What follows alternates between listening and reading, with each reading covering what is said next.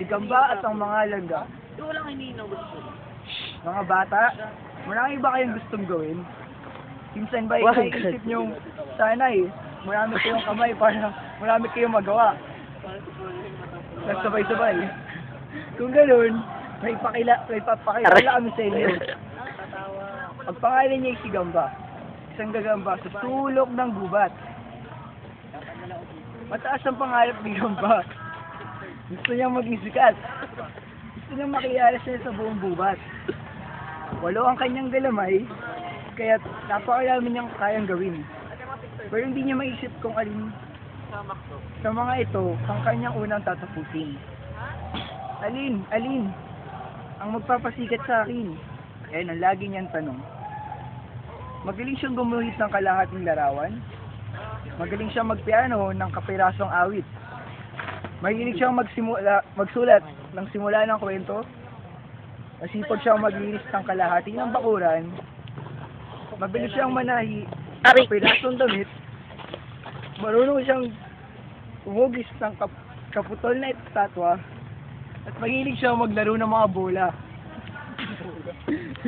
Yun nga lamang, lahat ng simulan ay hindi niya tinatapos. Isang araw, napadaan ng isang grupo ng mga langgam, bitbit ang kanilang mga pagkain. Ang sabi nila habang nagpapahinga, "Buti ka pa, 8 ang galamay mo." Nang marinig ito ni Gamba, naisip niya na ito na ang pagkakataon para maging sikat. Na ito na ang mga hahanga sa kanya. Manood kayo, kanyang paanyaya. At nagsimula siya magpakitang gilas. At munting gagamba, walong kakaibang bagay ang ginagawa niya sabay-sabay. Bilib na bilib ang grupo ng mga langgam.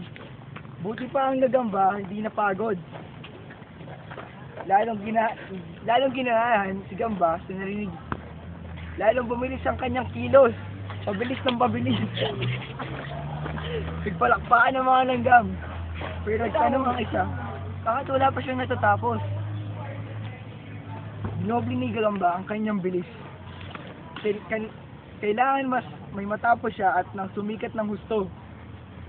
Hilong-hilo na si Gamba, pero ayaw niyang tumigil. Parang trumpo siya sa bilis. Kumihingal na siya, pagod na pagod. At boom! Biglang bumaksak si Gamba. Tapos na ang palabas niya. Nakatingin ang mga langgam, ang sabi nila, tulad din pala siya natin. At isa-isa na lang binuhat ang kanilang mga dala at dahan-dahang umalis. Nang magasing si Gamba, wala na ang mga langgam. Sa pagod niya, ilang araw siyang di nakakilos. Pero mula noon, alam na niya, para matapos ang mga gawain, dapat ay isa-isa din. Oh, mga bata, gusto niyo bang magkaroon ng maraming kamay? Di ba't sapat na ang 2 kamay na ibinigay sa inyo ng Diyos para may matapos? Kaya lagi natin siyang pasasalamatan. Palaging gumawa ng mabuti at tandaan, matatapos natin ang ating mga gawain kung iisa-isahin natin.